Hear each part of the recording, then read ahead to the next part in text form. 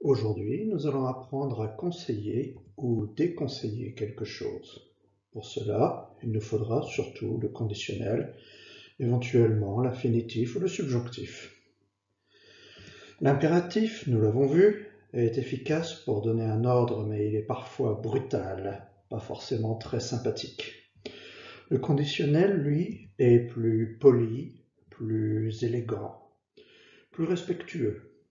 Il peut servir à demander poliment, à parler de manière élégante, comme si on parlait avec des fleurs, mais aussi à donner des conseils et à déconseiller quelque chose.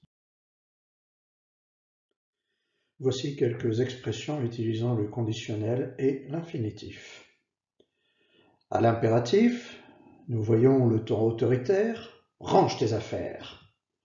Au conditionnel, ce serait par exemple « ce serait bien de ranger tes affaires ». C'est beaucoup plus poli. Tu dois manger sainement.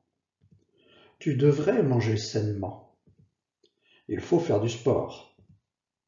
Il vaudrait mieux faire du sport. Je veux que tu sois poli. Il faudrait être poli. Donc évidemment, l'impératif à éviter avec certaines personnes. Quelques autres exemples. Va te coucher tôt. Si j'étais toi, si j'étais à ta place, je me coucherais tôt. Lâche un peu ton téléphone. Tu devrais lâcher un peu ton téléphone. Lavez-vous les mains. Pourriez-vous vous laver les mains? Je veux que vous arrêtiez l'alcool. Ce serait bien d'arrêter l'alcool.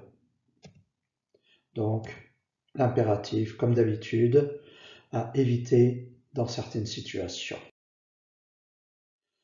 On peut avoir la même chose pour déconseiller. Ce serait bien de ranger tes affaires, ce serait bien de ne pas laisser traîner tes affaires. Remarquez la place de la négation. Tu devrais manger sainement, tu ne devrais pas, tu devrais éviter de manger gras. Il vaudrait mieux faire du sport, il ne vaudrait mieux pas, il vaudrait mieux éviter de rester inactif. Il faudrait être poli, il ne faudrait pas être vulgaire. Comment former le conditionnel? Nous avons en général une formation à partir de l'infinitif, sauf pour quelques verbes irréguliers. Les terminaisons, elles, sont toujours les mêmes.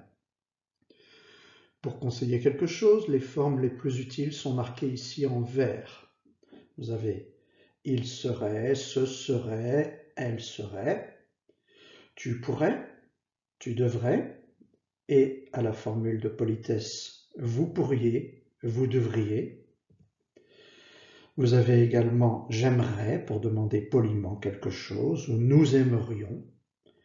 Et vous avez, à ne pas confondre, « il vaudrait mieux » ou « il faudrait ».